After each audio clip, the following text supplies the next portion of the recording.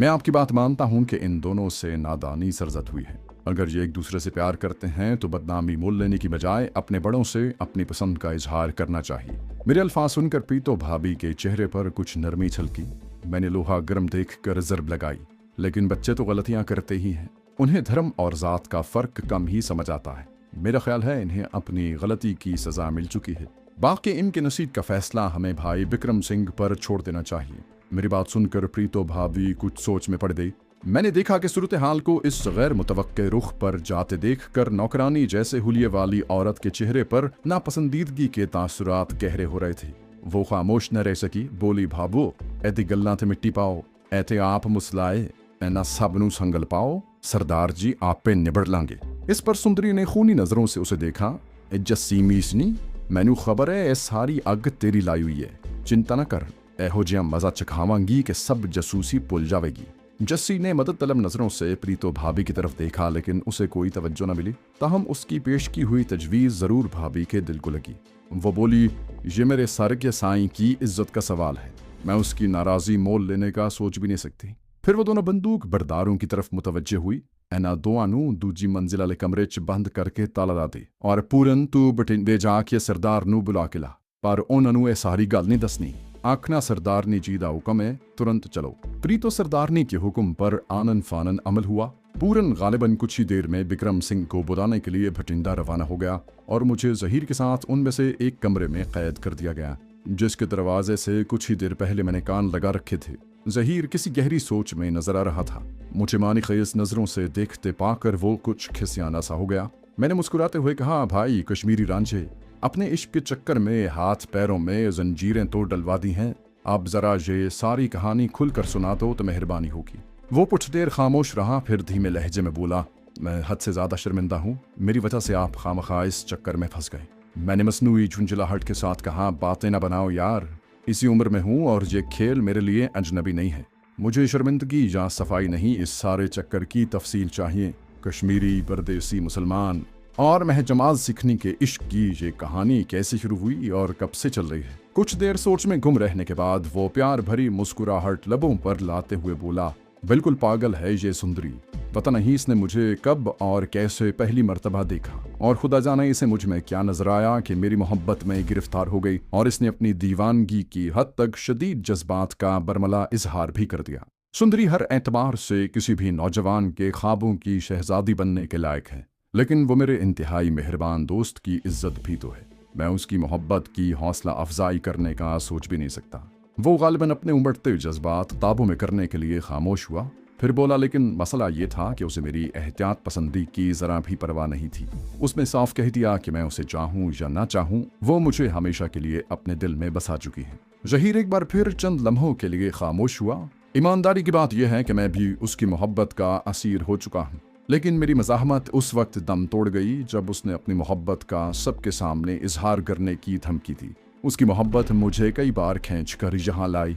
जब तक किस्मत ने साथ दिया, बात ढकी छुपी रही, लेकिन आखिर कब तक। उसे मजीद बोलने से गुरेज़ां पाकर मैंने पूछा, मैं मायूसी की बात नहीं करना चाहता, लेकिन हमें किसी नाखुशगवार सूरत हाल के लिए तैयार रहना चाहिए।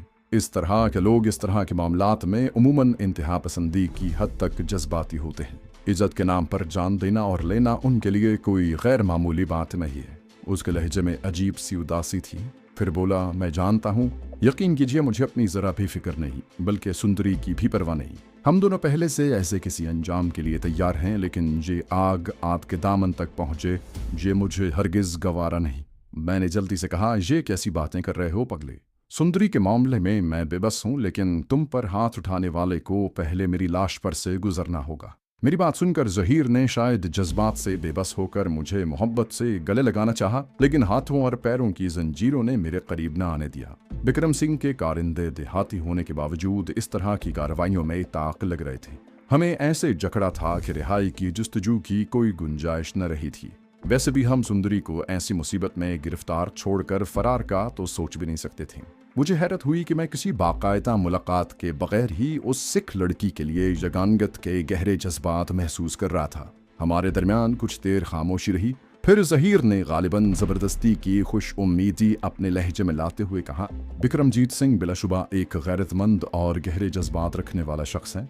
अगर वो इस मामले से आगाह होते ही इश्तियाल में आकर अपनी कृपान से मेरी गर्दन उतार दे तो कोई हैरान कुन बात नहीं होगी, लेकिन जहां तक मैं उसे जानता हूं वो मेरे कसूर की तुम्हें सजा देने की नाइंसाफी हरगिज नहीं करेगा।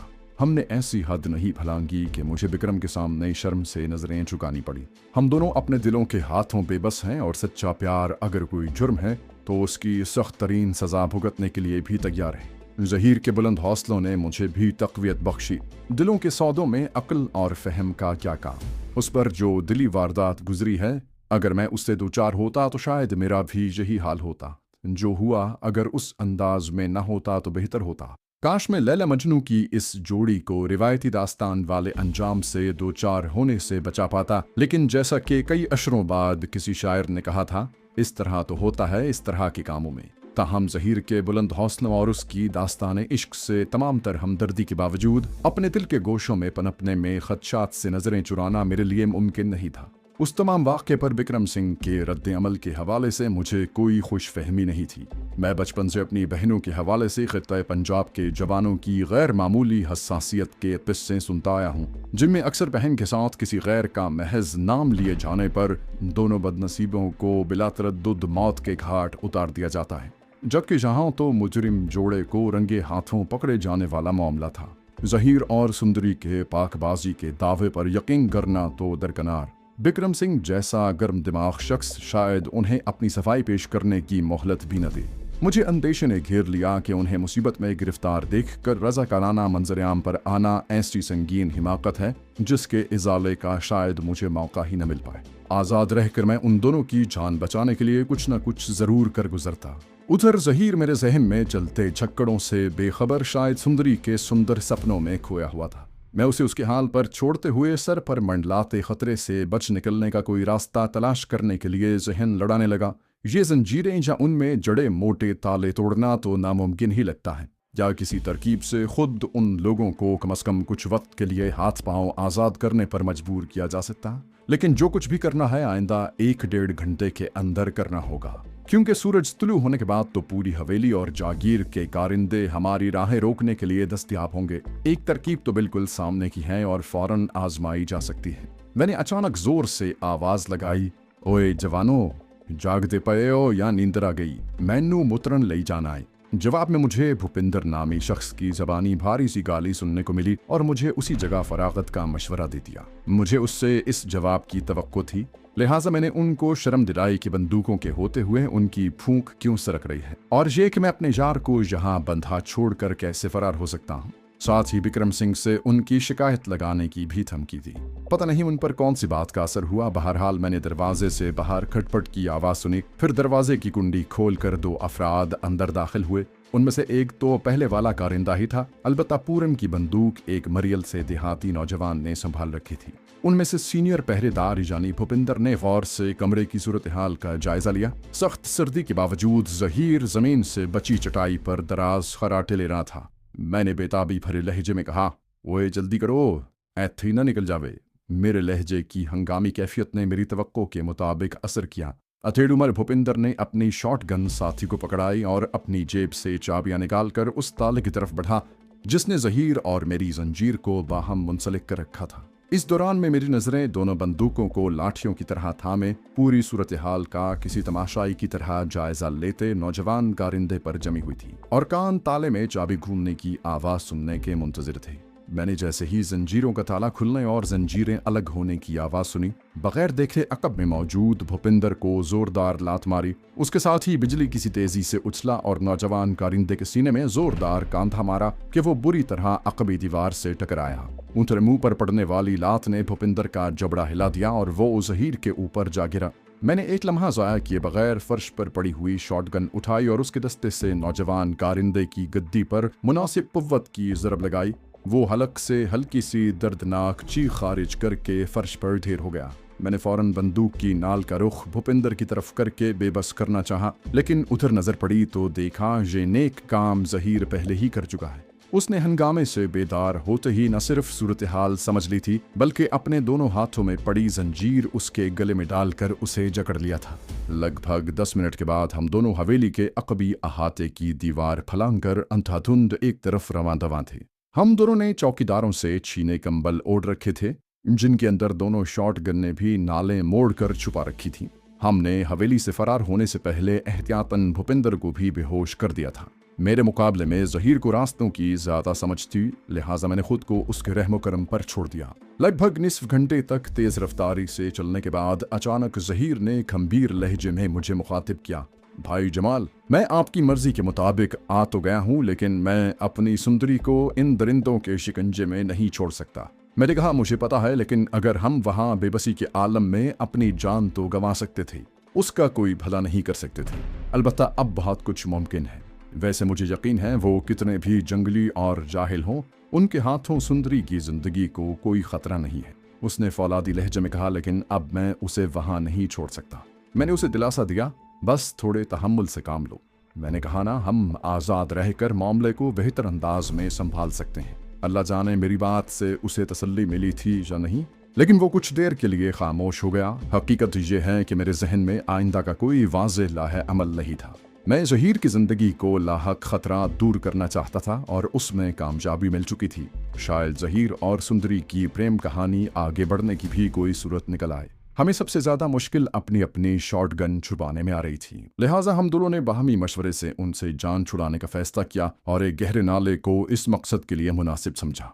अब मैं ज्यादा इत्मीनान महसूस कर रहा था। अब हम भटिंडा जाने वाली सड़क के किनारे चल रहे थे।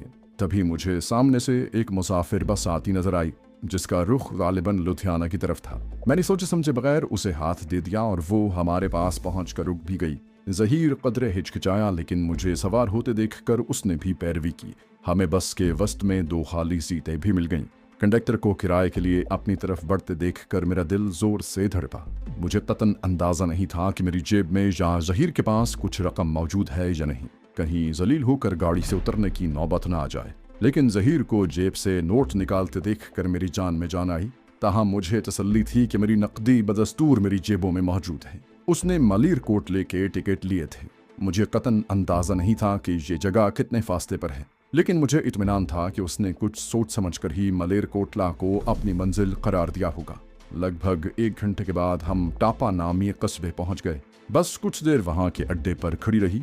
हम दोनों ने अपनी नशिस्तें छोड़ने की कोशिश नहीं की। बिलाखिर बस हरकत में आई और लगभग 2 घंटे के बाद बस संदरू नाम के एक दरमियाने हजम के शहर में दाखिल हुई। कंडक्टर के मुताबिक गाड़ी वहां निस्फ घंटे रुकनी थी। जहीर मुझे साथ लिए बस से उतराया। हमने वहां दोपहर का खाना भी खाया। बस एक बार फिर रवाना हुई और 1 घंटे के बाद मालीरकोटला पहुंच गई, जो एक साफ सुथरा और खुशहाल शहर साबित हुआ। अड्डे पर उतरने के बाद जहीर इस अंदाज में एक तरफ बढ़ा जैसे वो अपनी मंजिल बखूबी जानता हो। अब सूरज पूरी आबोताब से चमक रहा था। लगभग 10 मिनट पैदल चलने के बाद हम एक नीम पुख्ता 2 मंजिला इमारत के सामने पहुंच गए। वो बिला तकल्लुफ खुले दरवाजे से अंदर दाखिल हो गया। तब अंदाजा हुआ कि वो इमारत मुसाफिर खाने के तौर पर इस्तेमाल होती है। हमें आसानी एक कोठरी नुमा कमरा किराए पर मिल गया, जिसमें 2 साफ सुथरे बिस्तर हमारे मुंतजिर थे। कमरे में पहुंचने के कई मिनट के बाद तक हम दोनों ने आपस में कोई बात न की। मैं चाहता था कि गुफ्तगू की इब्तिदा वो करे, क्योंकि मुझे बखूबी अंदाजा था कि वो सुंदरी की सलामती की तरफ से बहुत मुस्तरब है। लेकिन हैरत अंगेज तौर पर जब वो बोला तो एक बिल्कुल अलग बात की। क्या आप जानते हैं कि मैंने इस शहर का इंतखाब क्यों किया है? मेरे नफी में सर हिलाने पर उसने बात आगे बढ़ाई। बोला, भारतीय पंजाब में सिर्फ मलीरकोटला एक ऐसा शहर है जहां आज भी मुसलमानों की अक्सरियत है, क्योंकि तकसीम हिंद के वक्त मलीरकोटला मुस्लिम कुश फसाद से महफूज रहा था और जहां के मुसलमानों ने नकल मकानी नहीं की थी। मैंने हैरान कुन लहजे में पूछा, ये कैसे मुमकिन हुआ? मशरकी पंजाब से तो मुसलमानों का सफाया कर दिया गया था।